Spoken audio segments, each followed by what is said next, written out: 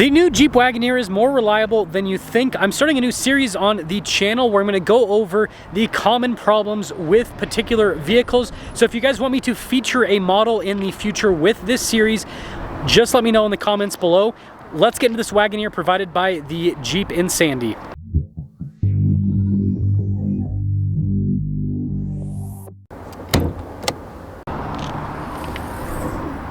Now there are two different series of powertrains offered in the Wagoneer. There was the V8 Hemis at first, and then they switched over to the Hurricane inline 6s. The Hemis were not without their problems. The engine itself was actually pretty good. The problem is the e-torque system did cause some electrical issues, and so if you got a Grand Wagoneer with a 6.4 Hemi, probably didn't have any issues, but the 5.7, yeah, there are some electrical issues. Now when it comes to the Hurricane, this is definitely a controversial engine for Jeep because everyone just wants to stick with V8s in big vehicles with these Chrysler products. But the Hurricane actually hasn't been as bad as people have claimed. There have been reports of oil leaks and turbo leaks, so this is something that Jeep is definitely going to have to figure out long term to make this engine more reliable, because that's just not going to fly. And some folks have also complained about consumption, where the engine will just go through a crazy amount of fuel, especially around town. They'll get worse than what the EPA numbers are. So overall, it sounds like if they didn't put the e-torque with the Hemi, it would have been really solid for a powertrain. And then with this Hurricane, it's a new engine, and it looks like there are definitely kinks that need to be worked out. I'm trying to hit 500,000 subscribers before the end of the year. I'd really appreciate it if you'd help out with that. When it comes to the exterior of the Wagoneer, it's actually done quite well. For the most part, people have been impressed with the build quality and just the general quality of the exterior.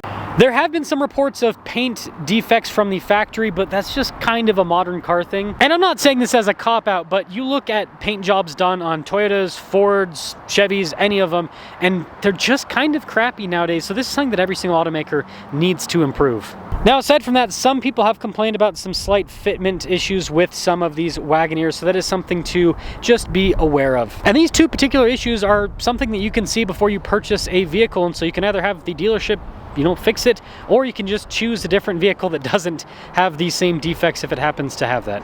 Now the next complaint is in regards to the trim and just the seats in general. Brand new, you can see these seats are extremely comfortable. Materials look and feel really nice. Basically, people are complaining about premature wear, and on the door panels as well. But from what I've seen with these used, it seems like the Wagoneers fare better than the Grand Wagoneers. The Grand Wagoneers with a softer trim seem to wear out quite a bit faster. So you're best off doing the kind of like quote-unquote lower end materials here in the Wagoneer. These are going to hold up a whole lot better. And something else that will always help in every single car is try to avoid sitting on the bolsters, or kind of like when you get out of the car leaning on the bolsters too much.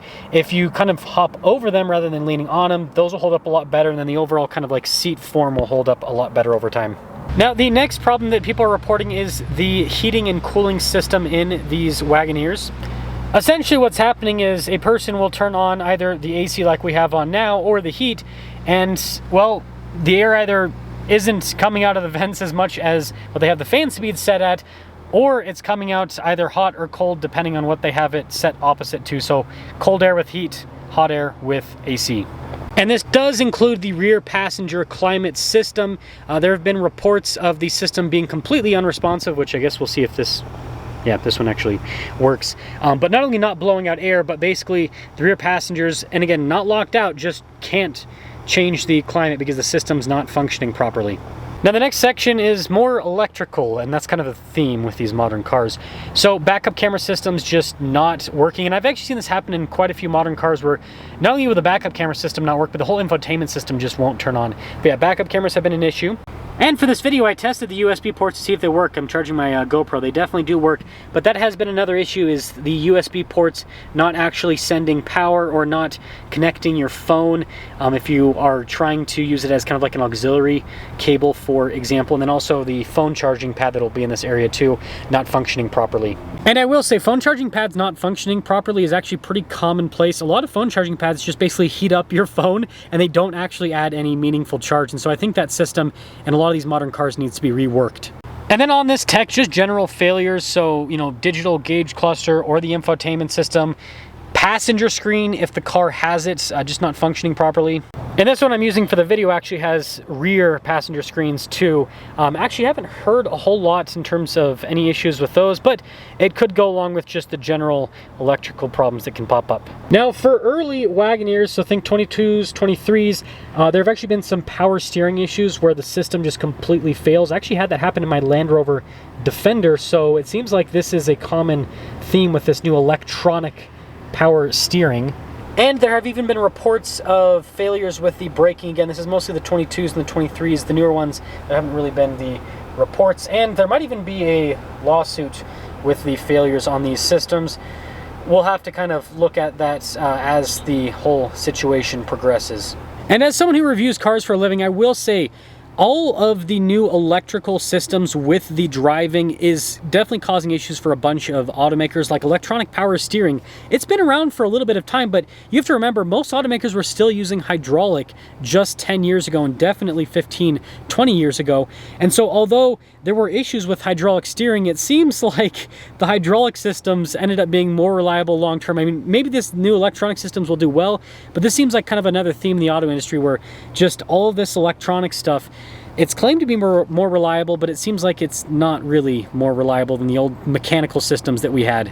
Let's take this Wagoneer out, drive it, and I want to give you guys practical advice in terms of how to option out your Wagoneer to make it so your ownership experience is as good as possible and more so as reliable as possible. Let's get into it. Now, why even consider the Wagoneer, right, if it has potential reliability issues? Well, first off, pretty much all these modern cars have potential reliability issues. And secondly, this car drives exceptionally well. It has a very smooth turbo inline six. Again, if you get the earlier versions, they had the Hemi. But as we just discussed, the earlier versions have the most problems, not just with the powertrain having those electrical issues, but just in general, the braking, the steering. And if you're going to have electrical problems, it's going to be with an early Wagoneer. So you can pick up a used one for cheap, but understand you do in fact get what you pay for. So with the Wagoneer and the Grand Wagoneer, great luxury vehicle. The Grand Wagoneer, right, adds a few more luxury features, thicker glass for better insulation. It's got air suspension. You can get air suspension in the regular Wagoneer, by the way. But it's kind of like Wagoneer Plus, right? And so you're getting a big full-size family SUV with tons of space in the third row, tons of space in the second row. Cargo space is great. It's very comfortable. Like this, when everything's working properly, this is a phenomenal vehicle. Like it truly does drive exceptionally well if everything's working properly. So here's my practical advice on the Wagoneer. First off, I wouldn't even consider Grand Wagoneer. I think it's a very nice luxurious vehicle, but first off, it's extremely expensive. It's well over $100,000. And although it does offer more than the regular Wagoneer, for me, as someone who's reviewed both, I think that the Grand Wagoneer doesn't offer that much more. It's like you get the higher output engine, you get a nicer interior with a few more features, it's a little bit more luxurious, but it's also like, this is more, like this is a carbide, this is more than luxurious enough. Like these seats are comfortable, the interior feels nice, the materials might not be quite as fancy pants as what you get in the Grand Wagoneer, but they're nice enough. So that'd be my first bit of practical advice. I wouldn't even look at the Grand Wagoneer. I think that it's just way too overly complicated with the technology, and this is more than nice enough. Like, just go and drive one of these and you'll see what I'm talking about. And again, the high output engine, that could be another reason as to why someone might want to look at one of these over the Grand Wagoneer, or sorry, look at the Grand Wagoneer over one of these. But this, it's got more than enough power. More than enough power. It's smooth power delivery too because of the inline six. So the high output is not necessary whatsoever. So regular Wagoneer. Now when it comes to packaging on the regular Wagoneer, more is less with this vehicle when it comes to the issues that this vehicle is currently encountering. Again, most of the issues are associated with electrical components. So if you order yours out with fewer electrical components, you're going to run into fewer problems. So I think this carbide package is a really good example of something that's great. Again, if you have kids and you need them to watch stuff, it's got TVs in the back. Understand, It's an added piece of tech that something could go wrong, but those TVs are going to be pretty fine. Don't get the passenger screen. If you can avoid that at all costs, avoid getting the passenger screen. This is kind of standardized, so you're just going to get it either way. But the less tech, the better. So if you can get just the standard mirror, for example, the camera rear view mirror is not bad. And if it breaks, you can just use it as a regular rear view mirror. But standard mirror is fine. If you can get one without a sunroof as well, again, that's just going to decrease the electrical load. Now the sunroof, I wouldn't say is as big of a necessity in terms of, you know, don't get that, but it is going to reduce the complexity. And so the fewer options you have, the better. I think the sweet spot with this is basically this screen setup with the 360 camera. This one doesn't have that, but with the 360 camera, no passenger screen, and that's nice. So I think this or the Overland. If you're going to buy a Wagoneer, get this one or the Overland package. Now the Overland, something to understand about that, this doesn't have the height adjustable suspension. The Overland will have the height adjustable suspension. Now, there actually haven't been reports of issues with that. It seems like Jeep and Land Rover, they've been doing air suspension, both of them have been doing air suspension for quite some time. And so if you keep the vehicle stock, which I assume you're going to do that with a Wagoneer, it actually should be a pretty reliable system for you overall. But that is added complexity that the Overland package has. It definitely makes it ride better.